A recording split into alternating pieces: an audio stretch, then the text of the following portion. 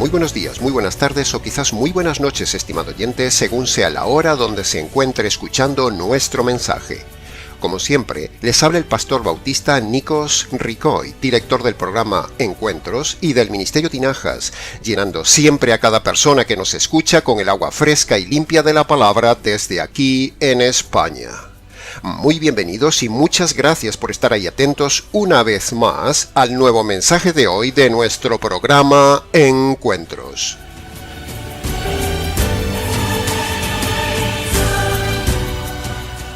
En el día de hoy, en los aproximadamente 30 minutos siguientes y continuando con la línea habitual de enfoque expositivo de este programa, daremos hoy una nueva enseñanza, primero doctrinal y luego daremos el redireccionamiento hacia el Evangelio, la forma de homilética perfecta en toda prédica, el noble arte que se ha perdido en el día de hoy, el arte de redirigir todo pasaje hacia el glorioso Evangelio.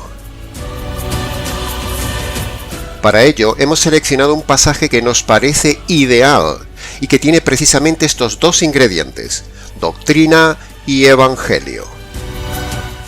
Nos referimos al pasaje de 1 Corintios capítulo 1, versículo 17, el cual dice así: No me envió Cristo a bautizar, sino a predicar el Evangelio.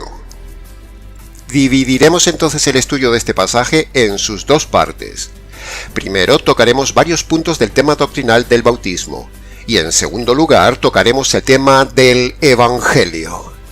Así que empecemos entonces con la primera parte, y el primer tema del estudio de hoy, el tema del bautismo. En el día de hoy, uno de los temas también muy mal enseñados en el ambiente de iglesias, tanto católico romano como evangélico cristiano, es el tema del bautismo.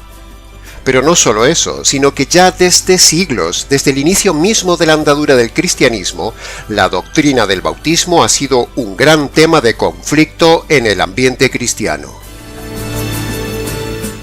Sin embargo, Pablo dice claramente en el pasaje de hoy que Cristo no lo mandó a bautizar. Esa frase significa e infiere claramente que el bautismo no es lo más importante. No digo que no haya que bautizar, no digo eso. Lo que digo es que el pasaje dice que la centralidad de un pastor no debe estar en el tema del bautismo, tal como lo hacen los católicos y muchas sectas pentecostales del día de hoy, centradas y casi idolatrando el bautismo como lo más importante para la salvación, para el perdón de los pecados y para ser integrados en la iglesia. Pero... Aquí, por el contrario, en este pasaje se nos dice claramente que el bautismo no es lo importante. La secta de la Iglesia Católica se ha centrado erradamente en la obsesión de bautizar a los niños porque creen ellos que con ello pasan a ser hijos de Dios y evitarles así la condenación del infierno. Las sectas pentecostales se centran en el bautismo para el perdón de los pecados y para ser miembro de la Iglesia. Pero ambas cosas y ambas iglesias son doctrinalmente erradas. Hay tanto error doctrinal, estimado oyente, tanto error que a uno le duele el alma cuando ve el panorama tan paupérrimo que hay en las iglesias mal llamadas cristianas, sean católicas o evangélicas, con tanta mala enseñanza doctrinal. Por eso se impone desde este canal ser como una voz que clama en el desierto. Y digamos hoy, como Pablo, la centralidad no está en el bautismo, sino que, como siempre hemos dicho, la centralidad debe estar en el verdadero Evangelio. Es cierto que hay que bautizar, pero si alguien no se bautiza porque no se puede bautizar, no pasa nada. Así lo infiere el pasaje de 1 Corintios capítulo 1, versículo 17 y toda teología neotestamentaria. Ahora, habiendo dicho ya este preámbulo del mensaje, aprovecharemos entonces hoy para dar algunos puntos importantes y sobresalientes del tema doctrinal del bautismo. Punto número 1. El bautismo no salva a nadie. El bautismo no lo hace a usted hijo de Dios, ni le perdona los pecados como dice la errada Iglesia Católica y los pentecostales. Algo material como el agua no tiene influencia sobre lo espiritual, estimado oyente. Lo realmente importante no es que alguien se bautice, sino que una persona se convierta por medio del Evangelio. Eso es lo más importante y lo que tiene poder espiritual para el perdón de los pecados. Si usted no se ha convertido por medio del Evangelio, así se haya bautizado, no le vale de nada. Y eso es lo que vemos en el día de hoy. Miles de personas bautizándose sin haberse convertido. Por otro lado, si una persona se convierte pero no puede bautizarse, no pasa nada. Esa persona se salva igualmente, porque la salvación está en el Evangelio, no en el bautismo.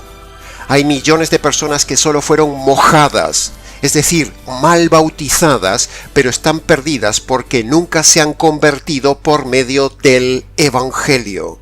Tanto en el ambiente católico romano y anglicano, como en el ambiente evangélico, por darle todas estas iglesias la centralidad al bautismo, en lugar de darle la centralidad al verdadero Evangelio. Punto número 2.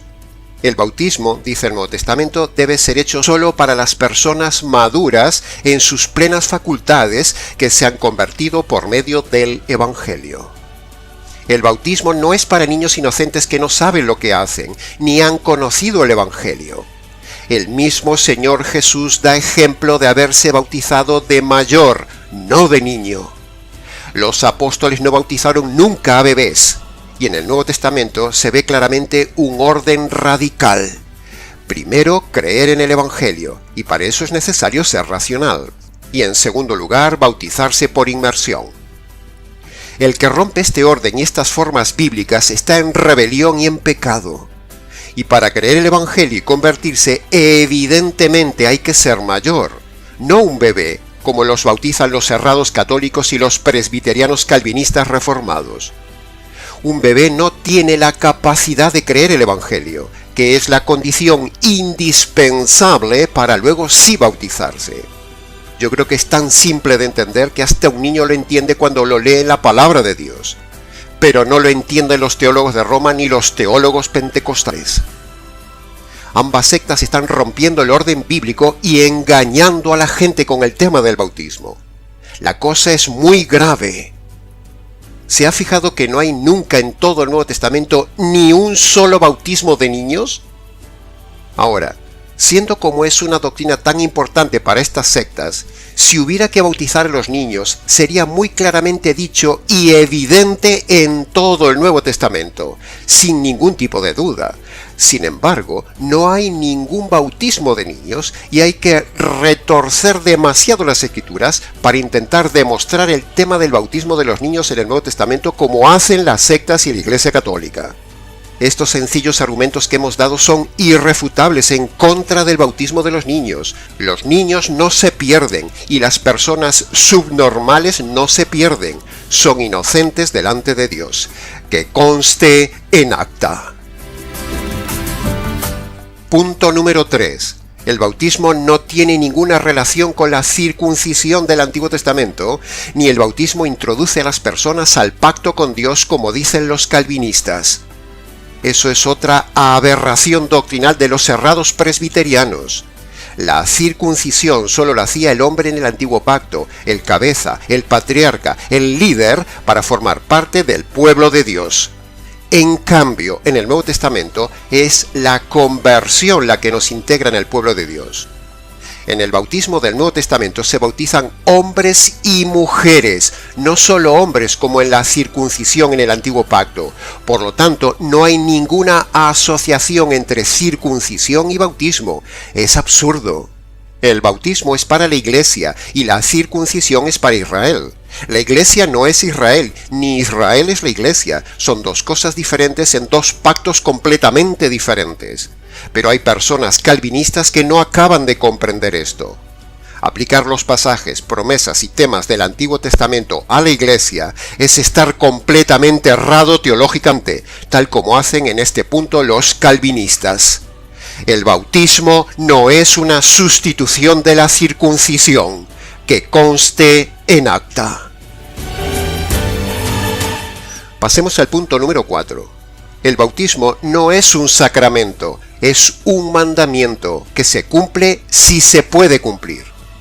Por ejemplo, veámoslo desde otro ángulo. La Biblia dice que hay que hospedar. Bien, pero hay veces que uno no tiene oportunidad de hospedar. Por lo tanto, no estaría desobedeciendo ese mandamiento si no puede hospedar. Los mandatos del Nuevo Testamento se hacen si se pueden hacer. Y si no se puede, no se hace. Lo mismo sucede en el bautismo. Si se puede, se hace. Y si no se puede, no se hace. No pasa nada. Los dos únicos mandamientos que todo hombre sí obligatoriamente debe obedecer son los dos mandamientos de la conversión. Primero, reconocer los pecados y abandonarlos, o sea, eso es el arrepentimiento. Y segundo, apropiarse de la justicia de la cruz, o sea, creer en el Evangelio. Si usted no obedece estos dos mandamientos, le espera la condenación eterna. Pero si usted no se ha bautizado, no pasa nada. Punto número 5. Los pasajes bíblicos que usan las sectas pentecostales y los unicitarios, como el de Hechos capítulo 2, versículo 38, y Marcos capítulo 16, versículo 16, parece que dijeran que el bautismo perdona los pecados y salva. Pero, en un estudio cuidadoso del texto y contexto bíblico, vemos que esos pasajes no dicen eso. Porque si no, esos pasajes contradirían el resto de la Escritura y por otro lado sería una injusticia que el bautismo perdone los pecados, pero haya gente que no se pueda bautizar. Estarían entonces abocados a la condenación eterna por no poder bautizarse. ¡Qué injusticia! Repito, sería una injusticia que el bautismo perdonara los pecados, pero haya gente que no se pueda bautizar. Entonces estarían abocados a la condenación eterna y sería una injusticia. ¿Cuánta gente en países de ambiente no cristiano y de persecución escuchan el Evangelio por radio o internet, se convierten y no pueden bautizarse porque no tienen a nadie que los bautice? ¿Cuánta gente convertida in extremis en los hospitales, en las guerras o en los accidentes se convierten y no pueden bautizarse? ¿Se condenarían esas personas? ¿No se dan cuenta estas sectas que eso sería una completa injusticia, que por no haber sido bautizados se pierdan, si es que el bautismo salvara como dicen las sectas católica y pentecostal? ¿Ve el absurdo de una religión ritualista y no espiritual ni sujeta a la Biblia? La salvación y el perdón de los pecados no es por el rito del bautismo, es por medio del Evangelio. A aquellos que creen que el bautismo es requisito para salvación, apoyándose en 1 de Pedro capítulo 3 versículo 21 que dice: El bautismo que corresponde a esto ahora nos salva. Les preguntamos, entonces, ¿Pedro no era salvo antes de bautizarse cuando creyó en Jesús como el Mesías? Porque el texto dice claramente nos salva. Por lo tanto, esa frase incluye a Pedro. ¿Realmente estaba diciendo Pedro que ser bautizado es lo que salva? Si así fuera, Pedro estaría contradiciendo muchos otros pasajes de la Escritura, entre ellos a Pablo, que claramente muestran a gente siendo salvada por la fe sin ser bautizados, o gente salva por la fe sin aún haber sido bautizados. Un buen ejemplo de alguien que el mismo Pedro dice que fue salvo antes de ser bautizado es Cornelio, y eso lo vemos en Hechos capítulo 10. Otro ejemplo evidentísimo de salvación sin bautismo es el famoso caso del ladrón de la cruz en Lucas capítulo 23. Por lo tanto, Pedro no puede estar diciendo que el agua del bautismo salva, y no es que querramos contradecir a Pedro o forzar el texto, no. Pero una cosa importante le digo, estimado oyente, estamos acostumbrados al poco conocimiento de teología de Pedro. Pedro no era teólogo. Otro ejemplo del error de Pedro es el caso de haber elegido erradamente a un apóstol que no tenía que haber elegido, y aún encima lo elige echando suertes. Ese error lo vemos en Hechos capítulo 2. Eso fue un error grave. O también el grave error de no haber aceptado que se puede comer de todo, o el error de no querer visitar a los gentiles para predicarles el Evangelio, como él mismo reconoce en Hechos capítulo 10 y 11. O también el gravísimo error de no comprender la doctrina de la justificación por la fe, como vemos en Gálatas capítulo 2, donde Pablo precisamente le reprende en la cara a Pedro por este tema doctrinal y teológico de no entender que la salvación es por medio de la fe, no por obras. Por lo tanto, con estos ejemplos vemos claramente que lo fuerte de Pedro no es la teología doctrinal, sino más bien su fuerte es el consuelo personal. Por eso sus cartas no son un compendio de teología como las de Pablo, sino que las cartas de Pedro son cartas simples, son solo cartas para consolar al convertido en medio de las pruebas. Por lo tanto, nuestra tesis es que en este tema doctrinal del bautismo o en cualquier otro aspecto de teología general, no debemos centrarnos en consultar a Pedro, sino a Pablo. Pablo fue el elegido para dar la teología a los gentiles. Por lo tanto, Pablo dice que lo que salva es la fe en el Evangelio, no el bautismo. Por otro lado, como estamos viendo en este mini estudio de 1 de Corintios capítulo 1 versículo 17, Jesús mismo le dijo a Pablo que no se preocupara del tema del bautismo. Repetimos, el centro de un ministerio pastoral y de iglesia no es el bautismo, el centro es el Evangelio y el evangelismo. Ahora, ¿por qué Pedro se expresa así tan torpemente en lo teológico? Bueno, como estudiosos de la Biblia, deducimos en Pedro que lo suyo, su fuerte, no es la doctrina ni la teología. Eso lo demostró muchas veces en el Nuevo Testamento, como vimos antes. Pedro era más bien líder, era evangelista, era valiente, pero en teología era muy pobre. Así que Pedro no es la referencia para estudiar el tema del bautismo, ni de salvación, ni de doctrina, ni de teología. Pedro es referencia solo para consolar a los afligidos y evangelizar. Eso es lo que vemos en su vida y en sus cartas. Ahora, escuche bien esta síntesis que les voy a dar. La centralidad de Pedro es apoyar a los sufridos cristianos en las pruebas, como ya hemos dicho, pero lo suyo no es la teología. Segundo, la centralidad del apóstol Santiago es confrontar al supuesto convertido. Santiago tampoco tiene teología. Santiago es más bien un hombre puramente pragmático y tosco en sus formas. Es radical, sí, pero poco elegante en sus formas y con muy poca doctrina. Punto 3. La centralidad del apóstol Juan es más bien consolar al convertido, y muy poco de teología centrado solo en la divinidad de Cristo, pero nada más. Pero,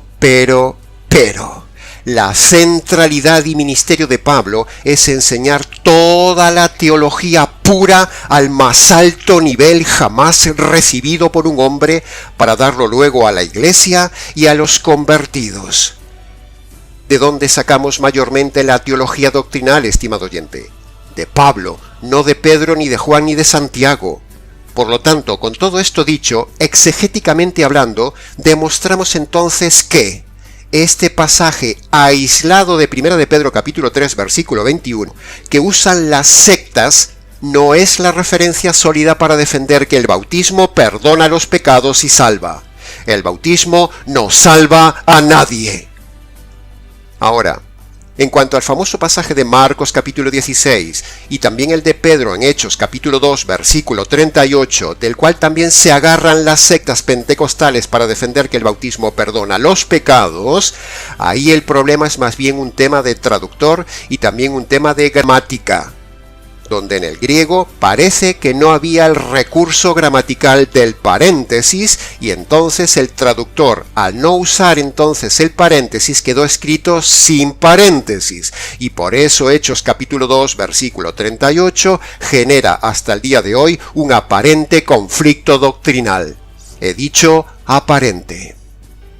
El paréntesis del cual hablamos se infiere en el texto, aunque no esté gráficamente escrito en el texto.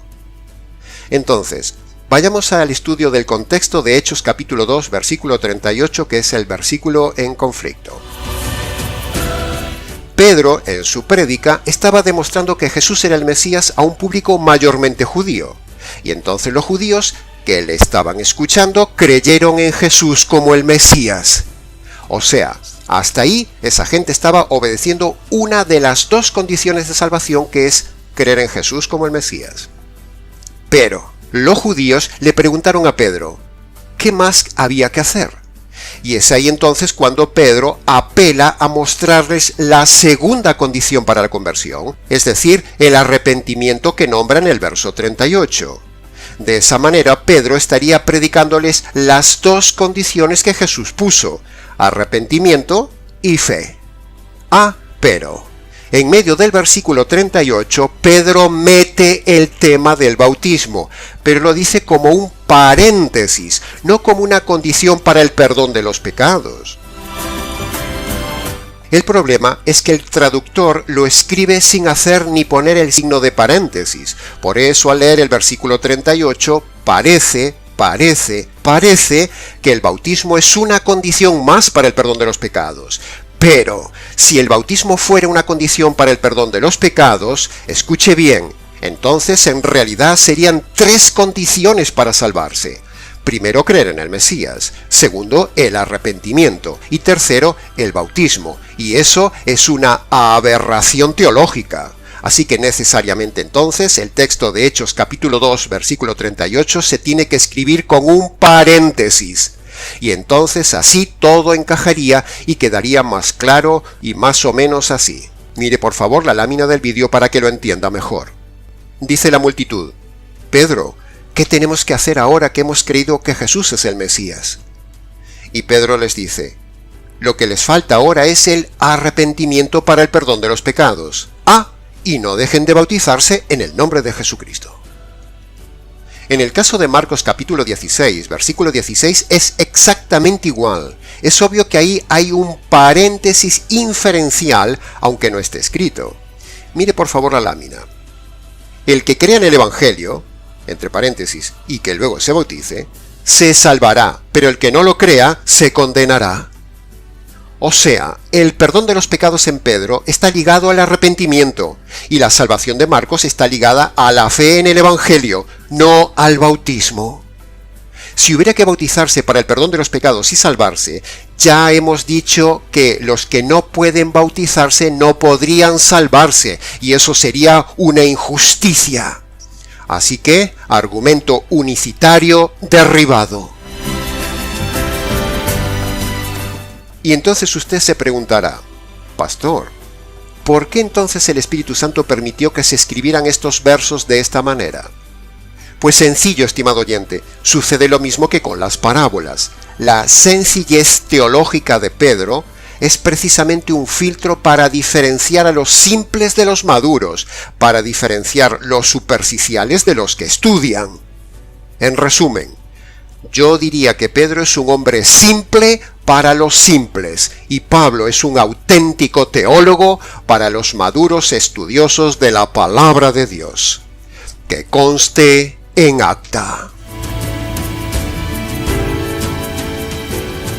Pasemos ahora a la segunda parte del estudio expositivo de 1 Corintios capítulo 1, versículo 17. Nuestro texto de hoy, donde vemos que Pablo dice que el Señor le mandó a predicar el Evangelio.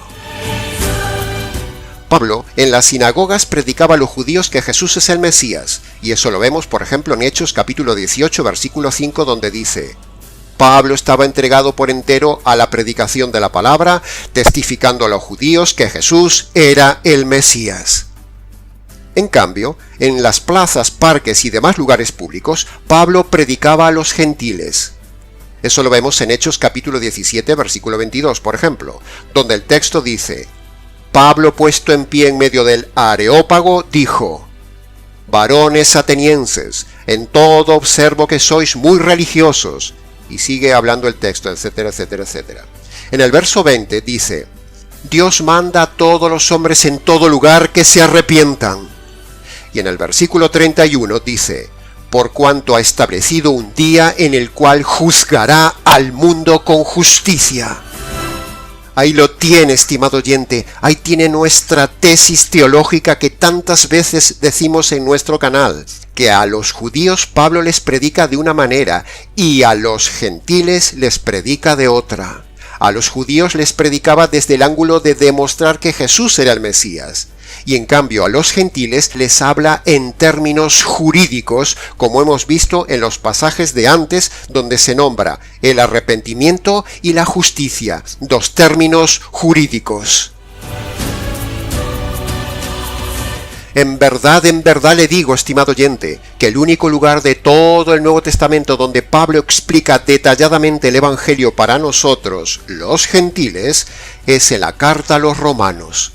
Por eso se impone hoy, aquí y nuevamente, que expongamos como Pablo todo el Evangelio concreto a la audiencia gentil latinoamericana.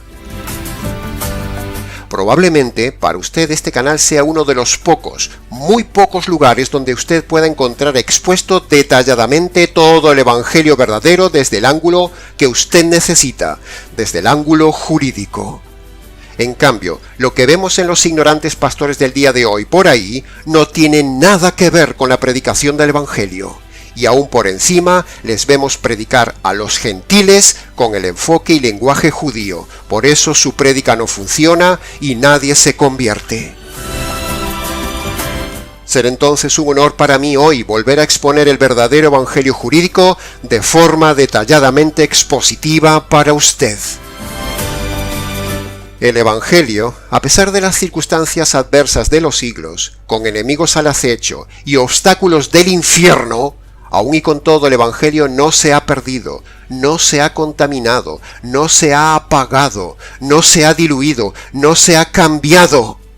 Es la misma llama pura que nació en el fuego de la ira de Dios derramada desde el cielo en el Calvario sobre el Señor Jesús y que llega puro hasta nosotros en nuestros días. Un milagro maravilloso. Así que prepare su antorcha, estimado oyente, prepare su corazón, prepárese para recibir a continuación la llama del fuego del verdadero evangelio jurídico que sí perdona los pecados y que le salva de la condenación eterna. La Biblia presenta el mensaje de salvación como una cuestión jurídica. ¿Y por qué decimos esto? Pues lo decimos porque el Evangelio contiene los mismos términos básicos que se usan en una sala de justicia en un ambiente jurídico. Mírelo por favor en la lámina del vídeo.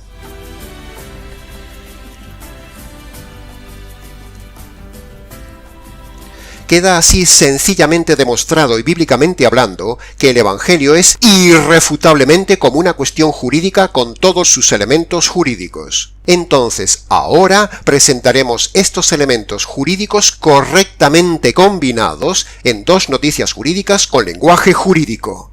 Así que, preste atención a lo que sigue. Empecemos por la mala noticia jurídica. La Biblia dice que el hombre es un delincuente ante Dios y que el hombre está totalmente condenado por los delitos que comete al saltarse la ley de Dios diariamente. Pero también está condenado por tener una naturaleza delictiva, es decir, el hombre es innatamente un delincuente ante Dios, porque su tendencia en su ser es de continuo al mal. Ahora, por otro lado, este hombre delincuente tiene enfrente nada más ni nada menos que a Dios, que es el juez perfectamente justo del universo. Por lo tanto, Dios como juez debe aplicar su justicia sobre los delitos del hombre. Y a su vez, Dios también debe aplicar el castigo que producen los delitos del hombre. Entonces, con todo este panorama, el hombre delincuente frente al juez del universo tiene un grave problema jurídico. El juicio, la justicia y la ira de ese juez están sobre él. Entonces, urge preguntarse, ¿cómo librarse de esta situación de perdición antes de que el hombre muera? ¿Hay solución? Porque los delitos demandan justicia. Si la justicia cae sobre el hombre delincuente cuando Dios le quita la vida, entonces, ¡zas!, el hombre está perdido. Pero, si la justicia cae sobre otro, entonces habría esperanza de apropiarse de esa justicia mientras el delincuente no muere. ¿Hasta aquí me ha seguido en la escalera lógica y jurídica, estimado oyente? Esta es la mala noticia para informarle al hombre. Bien, entonces pasemos ahora a la segunda y buena noticia jurídica. Preste atención también. La justicia que usted y yo merecemos recibir de parte del juez del universo, esa justicia cayó sobre otro, cayó sobre un inocente, el Señor Jesús, un hombre que nunca pecó. Y ahora escuche esto. En la cruz, el Padre, o sea el juez, descargó sobre su Hijo inocente la ira que producen sus delitos, estimado oyente, y lo hizo para satisfacer la justicia que usted y yo merecemos recibir en la condenación eterna. Repito, en la cruz, el Padre, o sea el juez, descargó sobre su Hijo inocente la ira que producen sus delitos, y lo hizo para satisfacer la justicia que usted y yo merecemos recibir en la condenación eterna. Esto que he dicho ahora es el puro evangelio. Entonces, cuando el Padre castiga y mata a su Hijo en conformidad con el Espíritu Santo, descargando ambos su furia y su justicia sobre el Hijo, de esta manera se producen dos efectos jurídicos en la justicia divina. Primero, Dios cancela la justicia que tenía contra el hombre. Y segundo, Dios retira la furia que tenía sobre el hombre delincuente. Entonces Dios queda satisfecho. ¿No es esto maravilloso? ¿No es una muy buena noticia que nunca le habían dicho? Ahora, aún no hemos acabado, pero llegados hasta aquí, alguno puede llegar a pensar y decirme, bueno, pastor, entonces, si el juez ya descargó su justicia completa sobre el Señor Jesús, eso significa entonces que ya todos los hombres están automáticamente perdonados de sus delitos y pecados. No, no y 1000 veces no, estimado oyente. Nada más lejos de la verdad. Y precisamente esta es una de las más grandes mentiras que predican los sacerdotes católicos y pastores falsos del día de hoy, diciendo que, como Cristo ya pagó por los pecados, entonces ya todos estamos perdonados. Pero no. Ya hemos dicho 1000 veces que ese universalismo falso que se predica por ahí, en la Iglesia católica y en las iglesias mal llamadas cristianas, no existe. Escuche bien esto. Por el hecho de que Dios haya ya descargado su justicia sobre el Señor Jesús, eso no implica que usted ya esté automáticamente perdonado de sus pecados y ya sea salvo. No, no y 1000 veces no, ni muchísimo menos. Sino que Dios manda a todo hombre que, para ser perdonado de sus delitos, y para ser salvo, y para ser declarado inocente de sus injusticias ante Él, el hombre debe obedecer dos condiciones de forma obligatoria e individual, como dice Jesús en Marcos capítulo 1, versículo 15. Primero, el hombre debe reconocer sus delitos delante de Dios de forma concreta, y debe reconocer que el hombre es delincuente. Eso es el arrepentimiento bíblico, o sea, la primera condición que Dios pone para el hombre.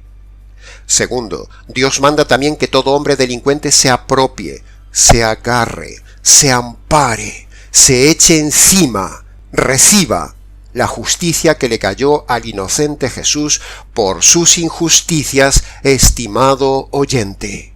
Esa es la segunda condición. Cuando el hombre obedece estas dos condiciones jurídicas, entonces, y solo entonces, ahora sí, Dios lo declara totalmente perdonado, totalmente reconciliado con Dios y totalmente libre de la cárcel eterna, y usted puede entrar en la gloria de Dios para siempre. Amén. Aleluya. Hasta yo mismo me asombro cada vez que comparto este evangelio verdadero, a pesar de haberlo compartido más de 1000 veces en mi vida, estimado oyente.